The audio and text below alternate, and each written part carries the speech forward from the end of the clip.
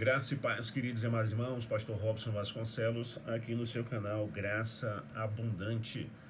Hoje eu quero trazer uma mensagem ao seu coração, uma mensagem de reflexão, uma mensagem para que você hoje faça uma reflexão interior e veja, né, como é que está a sua vida com Deus, quem é você realmente, o que é que você tem sido, ok?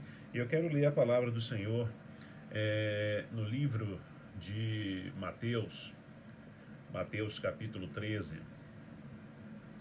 A palavra do Senhor diz assim: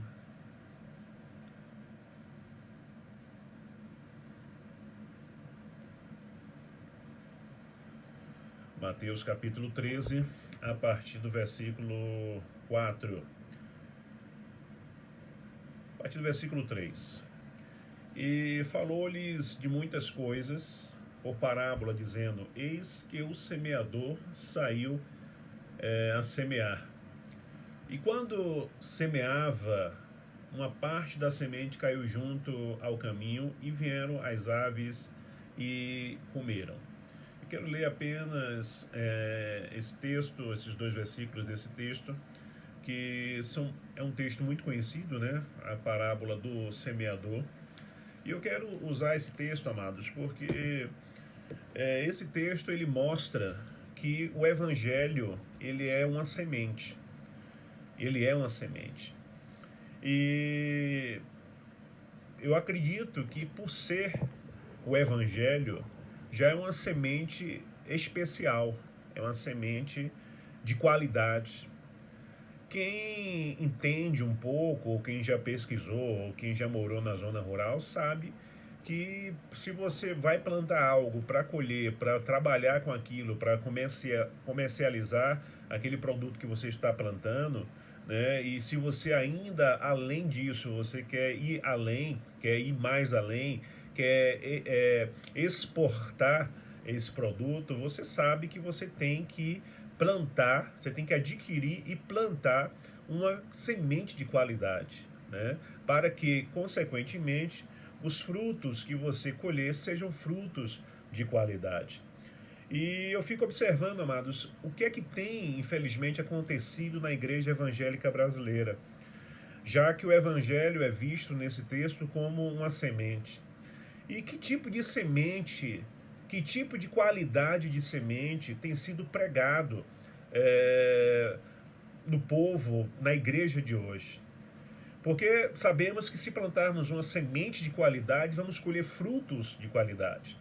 Mas se nós plantarmos uma semente sem qualidade, uma semente que não foi bem tratada, que não foi bem cuidada, poderá haver frutos, mas esses frutos não serão de qualidade. E a minha pergunta é: diante da semente que foi plantada no seu coração, o que foi gerado?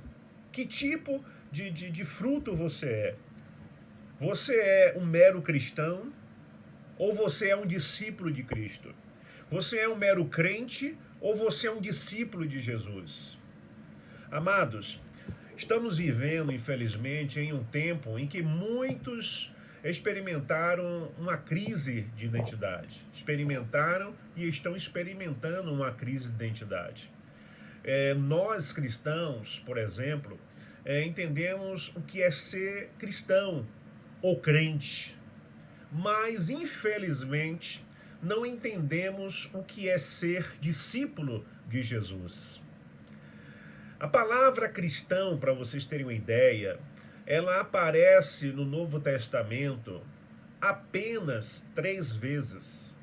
Ela aparece em Atos, capítulo 11, verso 26, capítulo 26, versículo 28 e 1 Pedro, capítulo 4, verso 16. E essa palavra, ela principalmente é usada pelos não crentes, pelos não cristãos, para descrever os discípulos de Jesus. Já a palavra, amados, discípulos, ela aparece por volta de 290 vezes. Então, o que isso mostra? O que isso evidencia? Que, de fato, Infelizmente, grande parte da atual igreja evangélica brasileira, ela está em crise.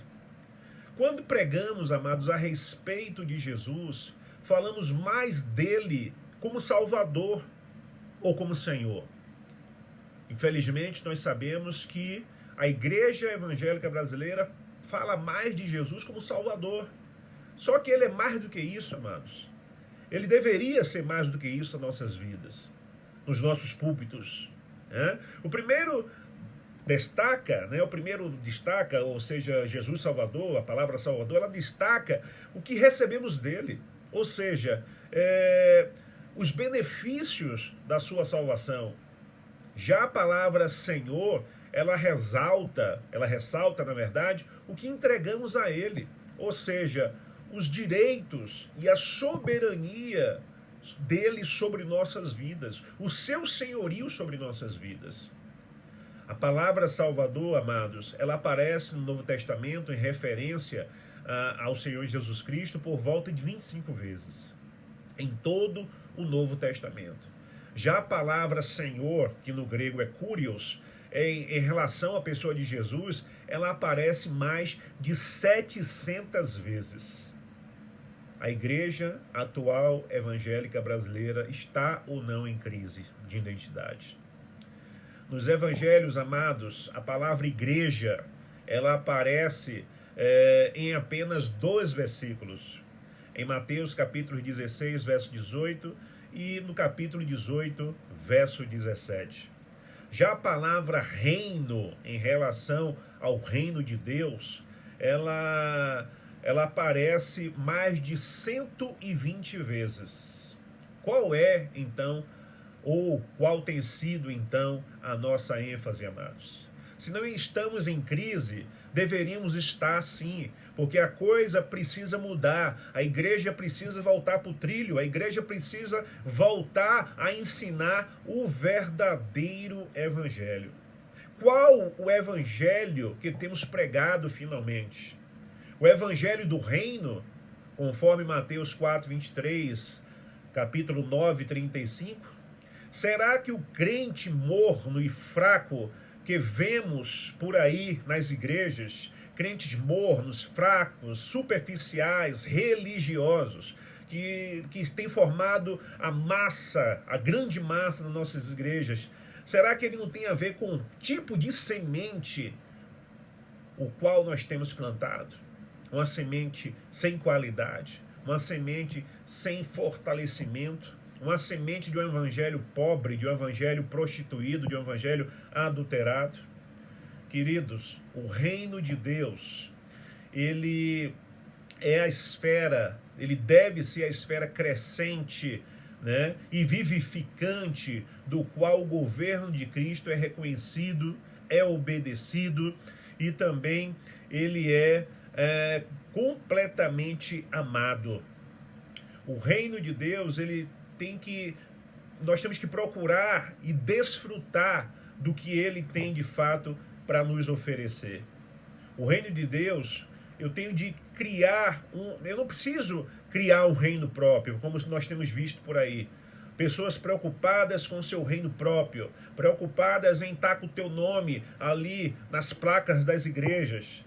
Não é esse reino que nós precisamos. Nós precisamos viver e vivenciar o reino de Deus. Porque o reino de Deus, ele cresce de forma irresistível, como uma semente de mostarda, que é pequenininha, né? Ou então como um fermento que enche a massa toda. O reino de Deus, ele ministra vida abundante a todos que entram nele ou chegam perto dele. É um governo absoluto, amados. O reino de Deus é uma teocracia, ou seja, um reino governado pelo próprio Deus e não uma democracia, ou seja, um governo com participação do povo. Ao mesmo tempo, amados, o reino não impõe sua vontade. O reino de Deus não impõe sua vontade. O reino de Deus, ele aguarda que a sua autoridade seja reconhecida. Amados, mas não é suficiente reconhecer a sua autoridade, não é suficiente reconhecer a autoridade do reino, a vontade do reino, ele aguarda, porque até os próprios demônios fazem isso. Precisamos obedecer-lhe e ser verdadeiros discípulos que vivem a realidade do seu senhorio, do senhorio de Cristo em todas as dimensões das nossas vidas. Todas, não algumas, não parte dela, mas toda a nossa vida. Mas ser obediente também, queridos, não é suficiente no reino de Deus, porque os anjos do Senhor também são obedientes. Deus quer mais de nós, Deus quer mais de mim, Deus quer mais de você. Ele quer que nós o procuremos, Ele e o seu reino, desejando ansiosamente por Ele, tendo fome e sede dEle. Finalmente, queridos, Ele não quer que sejamos apenas servos ou pessoas sob seu domínio, mas sim filhos do Rei, que realmente desfrutam do seu reino. Esse, amados, é o propósito do homem, glorificar a Deus e deleitar-se nele para toda a eternidade. O que é o reino de Deus para você? Você tem sido o quê? Que semente, que qualidade de semente foi plantada no seu coração? Qual é o seu foco? Para onde estão voltados os seus olhos? O que é você? Um discípulo ou um mero cristão? Faça sua reflexão. Peça ao Espírito Santo de Deus para estar iluminando e lhe convencendo e lhe ajudando a tomar uma decisão excelente. Eu sou o pastor Robson Vasconcelos e esse é o canal Graça Abundante no YouTube. Deixe o seu joinha, se inscreva no canal, ajude o canal a crescer, ajude o canal a ficar forte, ajude o canal a chegar a outras pessoas. Deus te abençoe e até o próximo vídeo em nome de Jesus.